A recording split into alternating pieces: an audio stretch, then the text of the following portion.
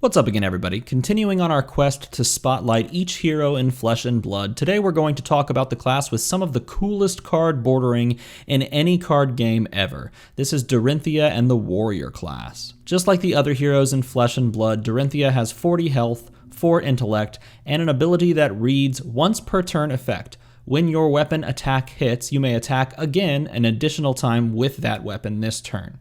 It's important to note that this ability will return your weapon to the weapon zone next to your hero if it did indeed hit, and those cards used to block or buff the attack of your weapon will stay floating there in the combat chain. And of course, this is different from other heroes, as when they attack with their weapon will stay in the combat chain until you clean everything up at the end of the turn. Also important to note, while you are permitted to attack a second time with the weapon thanks to Dorinthea's ability here, the ability itself doesn't give you an action point. So you'll need to get another action point by playing cards. Otherwise, Dorinthea's ability doesn't really matter. So with an ability like this, you'd think you'd be looking to play cards that have Go Again or give Go Again somehow, and if you're thinking that, for the most part, you would be right. Now let's take a look at the weapon itself. This is Dorinthea's weapon, Dawnblade. Dawnblade is a two-handed warrior sword that has 3 attack and a once per turn action that is pay 1 resource and attack. It also has the effect that says if Dawnblade hits and it's the second time that it is hit this turn, put a +1 attack counter on Dawnblade. This makes it a 4 attack weapon essentially. At the beginning of your end phase, if Dawnblade did not hit this turn, remove all +1 counters from Dawnblade. So we might think that the goal with Dorinthea would be to stack up these counters by attacking twice with the weapon, hitting with it both times to make it stronger and stronger and stronger each turn. And you could certainly try to do that, but many people have just found that Dorinthea is just as powerful by using many of the warrior class cards to make her tougher to deal with, rather than just chasing after those counters. Speaking of class cards, let's look at the common and rare cards in warrior. So looking at the average cost of cards here in the common and rare slots, we see that Dorinthea's cards cost about 1 resource to play, making her a pinch less expensive than Brute and a bit more than Ninja. Also, looking at her cards, you're going to notice that none of these cards are attack action cards. Yes, no attack action cards for Dorinthea here. In fact, 4 out of the 9 cards on screen here are attack reaction, 1 is a defense reaction, and the rest are normal action cards. You'll also see that all of the warrior action cards here have Go Again on them, allowing you to play them before you attack with your weapon.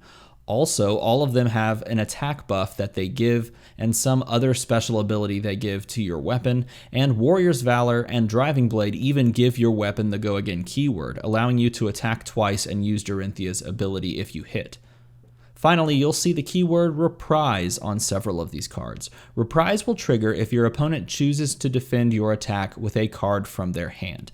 If so, and you play one of these attack reactions that has Reprise, like Overpower, Biting Blade, Ironsong Response, or Stroke of Foresight, then you gain the benefit there printed on the card. So what does this all mean game plan-wise? Well, it looks like Dorinthea wants to be playing these action cards to make your next attack more powerful, swinging with the weapon, and then punishing your opponent by defending by playing attack reactions with Reprise, making their weapon stronger and more likely to hit. From the opponent's perspective, they have to decide between just not blocking at all and taking whatever damage you'll deal with the weapon, or blocking and dealing with the Reprise effect as well as the extra buffed attack. They have to think about how much damage your reaction will give your weapon and how much they have to commit when they're blocking. Keep doing this turn after turn, and eventually you'll just whittle down your opponent to 0. Let's shift over to the super rares and mythics now. Starting from the left, we have the mythic card Glint the Quicksilver. It's a 0-cost attack reaction that pitches for blue and gives your attack Go Again, regardless of whether it hits or not. It also has a Reprise effect that draws you a card, so it replaces itself. And don't forget that it is free to play. Steelblade Supremacy is perhaps the most beautiful card in the entire game. I mean, just look at that art and that frame. Are you kidding me right now? I just want that in a frame on my wall in foil. That'd be amazing. The card itself costs 1 to play and says that until the end of the turn, this is not just for one combat chain, but the entire turn, target weapon gains +2 attack, and whenever it hits, draw a card. Then of course it has Go Again. That is just insane. The super rare cards start off with Ironsong Determination, another 0-cost card that gives your weapon +1 attack, and Dominate, a keyword we'll discuss more in the next video. But suffice to say, your opponent can only defend with 1 card from hand, not multiples. Rout is absolutely annoying. It does cost 1, but as an attack reaction, it gives your weapon +3 attack, and the reprise on Rout returns a defending non-equipment card to its owner's hand. That's bonkers. So here's a few things about this card. This card is an attack reaction, as I said, meaning that you can only play it after your opponent declares all of their blocking cards from hand. If you play this and return one of those cards to their hand, they cannot play it down again. That window already passed. So this card essentially gives you a +6 attack swing in your favor, assuming that the opponent defended with a card from your hand, and those usually defend for around 3. This card is gross. Finally, Singing Steel Blade costs 1 and gives your weapon +1 attack. It's also an attack reaction card and has a reprise effect that allows you to tutor out an attack reaction card, banish it face up, and then play it on this chain link by paying its costs. That is also amazing. All right, onto the equipment.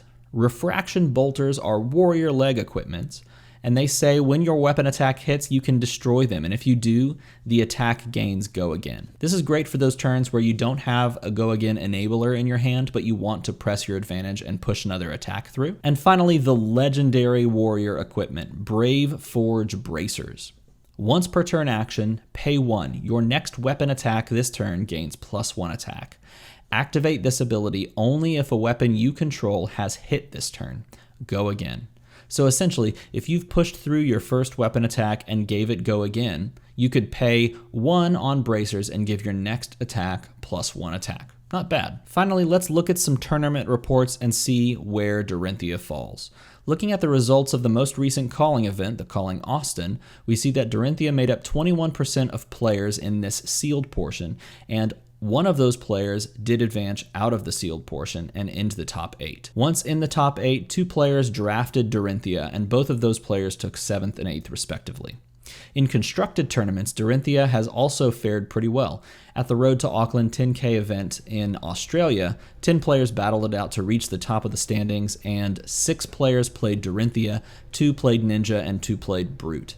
Within that breakdown, the top 4 players there at the tournament were all Dorinthea decks. In the Card Merchant tournament I've mentioned in the previous videos, 6 warriors entered the 18-person tournament, and 2 of them made it into the top 8, taking 6th and 7th respectively.